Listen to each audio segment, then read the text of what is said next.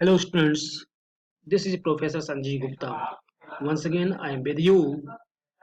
In my previous lecture I have discussed about the expression for velocity of sound for isothermal process, adiabatic process, Mach number and propagation of pressure waves. In my current lecture I am going to one of the most important topic, that is stagnation properties and the relationship between temperature. This is a very important topic, always asked in the all the universities competitive exams related to this topic. Sometimes asked the numericals, find the stagnation, pressure, temperature and density. The meaning of stagnation in Hindi, that is sthirta. That is, at the point where velocity becomes zero is called stagnation point. In the case of fluid mechanics, this is also very important points. In the case of fluid mechanics, we have seen the diagram. This is immersed body and this is the fluid flowing path. Point 1 and point 2. Point 1 have some velocity and the point 2, that here we will see that when the fluid strikes at point 2, here for some times, for small fractions, the velocity becomes zero. Velocity becomes zero, that doesn't means pressure, temperature and density is also zero. It's clear? जरूरी नहीं है कि इस point में pressure, density और temperature भी आपका zero हो. बस ये it's clear that velocity is zero. जब जिस पॉइंट में, इस पॉइंट 2 में अगर वेलोसिटी आपको जीरो है तो यहाँ पे कुछ में प्रेशर, टेम्परेचर और डेंसिटी मिलेगी. तो इस पॉइंट्स को जहाँ पे प्रेशर, टेम्परेचर और डेंसिटी की कुछ वैल्यू होगी, उस पॉइंट को बोलते हैं stagnation pressure, temperature and stagnation density. Now we are going to discuss about the expression for stagnation pressure, temperature and density. Same figures I am going to use here also. Point 1 and point 2. Point 1 have pressure, temperature, density, that is P1 respectively. Point 2 के लिए हमने लिया pressure, temperature and density P2, T2 and ρ2. Mach number, that is denoted by capital M, that is velocity of fluid upon velocity of pressure waves, that is m equal to v upon c, small k, the ratio of specific. ये derivation जो आपके screen के सामने दिख रहा है, इसको हमने पहले भी डिराइव कर चुका है. इन the case of Bernoulli equation for adiabatic process 1 और 2 के लिए हमने वहां पे फाइंड किया था. हमने अपने 1-2 लेक्चर्स पहले वीडियोज में हमने ये देखे थे, वहां पे हमने ये एक्सप्रेशन फाइंड किया था और हमने वैल्यू मिली थी k upon k minus 1 p1 upon rho 1g plus v1 square upon 2g plus z1 equal to k upon k minus 1 plus p2 upon rho 2g plus v2 square upon 2g plus z2. यहाँ पे z1 equal to z2 होगा क्योंकि जो आपकी body है वो कैसी आपकी हॉरिजॉन्टल. तो हमारा आगे इक्वेशन हो जाएगा z1 और z2 दोनों इक्वल हो जाएंगे, कैंसिल हो जाएंगे. और हमने यहाँ से g को 1 अपॉन g को कैंसिल कर दिया तो हमें वैल्यू मिली है k upon k minus 1 p1 upon rho 1 plus v1 square upon 2 equal to k upon k minus 1 into p2 upon rho 2 plus v2 square upon 2. हमने पहले ही बोला कि point 2 is called stagnation point. तो point 2 में velocity आपकी कितनी हो जाएगी? जीरो हो जाएगी. और जो इसके रिस्पेक्ट में जो आपका pressure P2 equal to PS हो जाएगा और डेंसिटी ρ2 इक्वल टू ρS हो जाएगा. तो ये इक्वेशन हमारा बन गया जहाँ पे V2 इक्वल टू 0 हो गया, P2 की जगह PS कर दिया और ρ2 की जगह हमने ρS पुट कर दिया. तो सेम जो हमारे पास इक्वेशन था, इसी इक्वेशन को हमने आगे बढ़ाया, k अपॉन k माइनस 1 हो गया p1 upon rho 1 plus v1 square upon 2 equal to k upon k minus 1 ps upon rho s plus 0, that is v2 equal to 0. तो हमने यहाँ से v1 स्क्वायर की वैल्यू निकल लिया, इसको हमने इस साइड पुट किया तो हमें minus v1 square equal upon 2 equal to value मिली k upon k minus 1 p1 upon rho 1 को हमने कॉमन निकाल लिया तो हमें ब्रैकेट्स के अंदर वैल्यू मिली 1 minus ps upon p1 into rho 1 upon rho s. या तो हम P S upon P one के फॉर्म में इक्वेशन को बना लें या rho one upon rho S की फॉर्म में इक्वेशन को बना लें। That is equation number 1। अब हमें जानते हैं कि adiabatic process in the case of adiabatic process P upon rho power K that is constant, ये P one upon rho one अपान पावर के प्लस पी एस अपान रो एस की power के।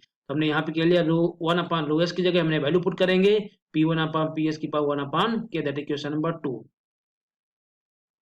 Clear, that is जहाँ पे रो one upon rho S है तो वहाँ पे हम वैल्यू पुट करते हैं P one upon P S की पावर वन अपान के। तो हमने K upon K minus one P one upon rho one, जो ब्रैकेट्स के बाहर तो ऐसे ही रहने दिया, ब्रैकेट्स के अंदर one minus P S upon P one, हमने वहाँ पे P one upon P S की जगह वन अपान के वैल्यू पुट कर दिया। तो क्लियर, जब इसको हम उल्टा कर देंगे इसका पावर माइनस वन अपान के हो जाएगा।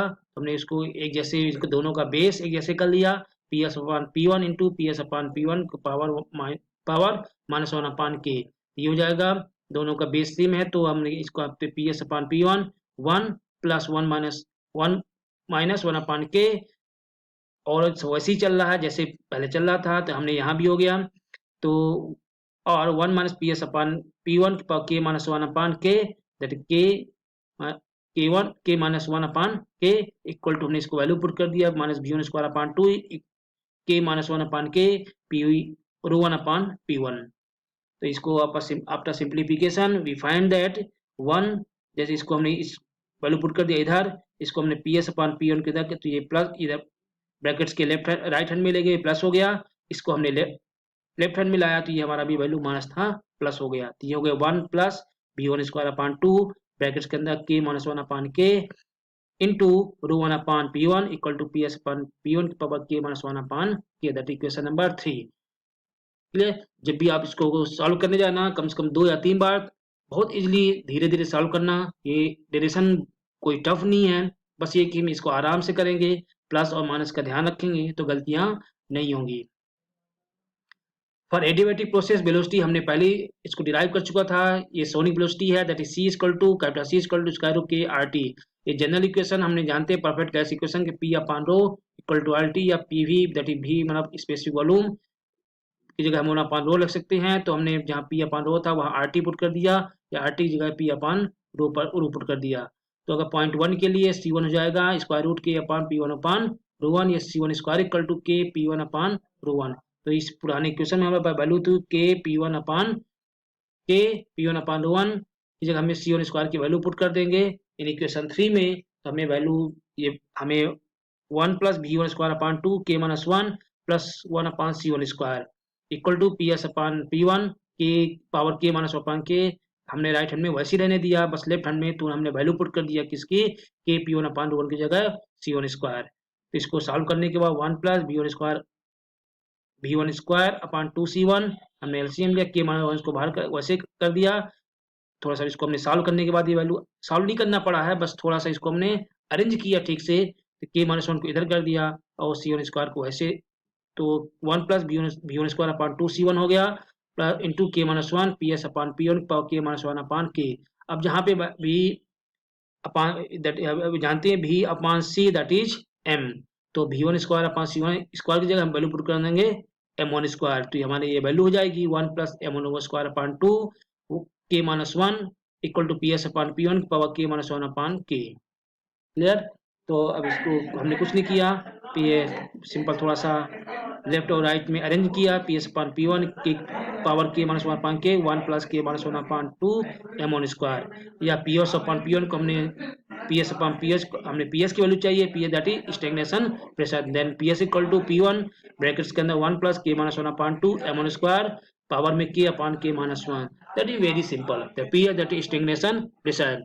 यदि हमें बस इसमें कंडीशन है, कुछ कंडीशन आगे मिलेंगे कि यदि m की value less than one, m less than one means सब सोनिक, द फ्लो कैसे होगा आपका सब सोनिक, उस कंडीशन में तो हमारा ये अगर आपसे सिर्फ स्टैग्नेशन प्रेशर पूछता है और कोई कंडीशन नहीं देता तो उस कंडीशन में सिर्फ हम ये फार्मूला यूज करेंगे, दैट्स कॉल्ड स्टैग्नेशन प्रेशर। ये कंडीशन है कि m less than one that is subsonic, the term k minus one upon two M one square will be less than one, hence right hand side आपका जो कि इसको बार्नवेल theorem से expand करेंगे, एक्सपेंड करने के बाद थोड़ा सा इसको आप ध्यान से देख लीजिएगा बार्नवेल थ्योरम का एक्सपेंशन कैसे होता है, दैट इज फैक्टोरियल 2 फैक्टोरियल 3, इसको हम सॉल्व करने के बाद हमें वैल्यू मिली है PS minus P1 upon P1 equal to K upon 2 M1 square plus K upon 8 M के power 4 plus K into 2 minus K upon 48 M1 की power 6 plus up to so on. किया और इसको हमने और थोड़ा इजी तरीके से सॉल्व किया, कुछ मल्टीप्लाई किया, ब्रैकेट्स ओपन किए, जहाँ पे C1 था हमने वैल्यू पुट कर दिया square root of K into P1 upon √1। After simplification हमने यहाँ पे वैल्यू मिला है PS minus P1 equal to 1 upon 2 √1 V1 square brackets के अंदर 1 plus 1 upon 4 M1 square plus 2 minus K 24 M की 1 की power 4। It is clear that velocity आपको जो V1 की वैल्यू होगा इन द केस ऑफ सब सोने में M equal to V upon C होता है। M के V की वैल्यू जो होगा C से आपकी वैल्यू हमेशा क्या होगी इस कंडीशन में कम होगी। तो जब आपकी वैल्यू कम होगी तो M1 जो होगा वो भी आपका लगभग बहुत स्मॉल होगा। ये equal to approximate equal to 1 मानेंगे तो हम इस टर्म को जो ब्रैकेट्स के अंदर है 1 प्लस 1/4 M1 स्क्वायर इस पूरे टर्म को अप्रॉक्सीमेट इक्वल टू हम क्या मान लेंगे 1 मान लेंगे। तो हमारा जो एक्सप्रेशन बन जाएगा that PS equal to P1 plus 1/2 √1 V1 square. यदि M की वैल्यू स्मॉल नहीं होगा तो जो ब्रैकेट्स के अंदर है वैसे ही रहेगा, उसमें कोई चेंजेस आपके नहीं आएंगे। तो PS माइनस P1 अपान 1/2 √1 V1 स्क्वायर 1 प्लस जो ब्रैकेट्स के अंदर था जो उसको हम वैसे ही रहने देंगे। क्लियर?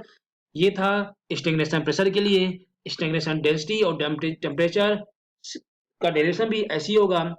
तो बहुत कुछ है जो आपका डेरिवेशन होगा वैसे ही रिपीट होगा जो आपने स्टैग्नेशन प्रेशर के लिए देखा था। जस्ट डेंसिटी के लिए हम थोड़ा सा चेंज करेंगे। यहाँ पे जो आपका हमने वहां पे वैल्यू पुट किया था P √1 upon √s equal to P1 upon PS की पावर 1 अपान K, तो यहाँ उल्टा बस थोड़ा सा रेसिप्रोकल में कर देंगे √s upon √1 equal to PS upon P1 upon K। बस √s की वैल्यू पुट करेंगे यहाँ पे √s equal to √1 PS upon P1 1 upon K। Clear है? जहाँ पे हमें वैल्यू मिला PS अपान P1 वहां पे हम लिख देंगे √s अपान √1 की वैल्यू।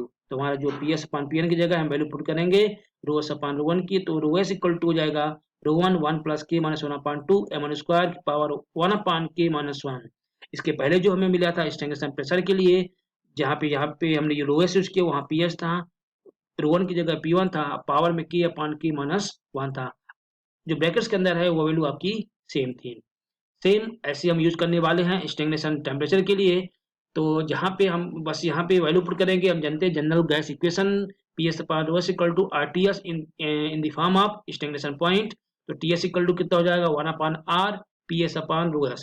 PS की और rs की जो वैल्यू हमें पता है उसको वैल्यू पुट कर दो। जैसे PS की वैल्यू है P1 1 plus K minus 1/2 M1 square, power यहाँ पे है K अपान K माइनस 1, और अभी जस्ट √s की वैल्यू क्या है √1 इंटू ब्रैकेट्स के अंदर 1 plus K minus 1/2 M1 square power 1 upon K minus 1।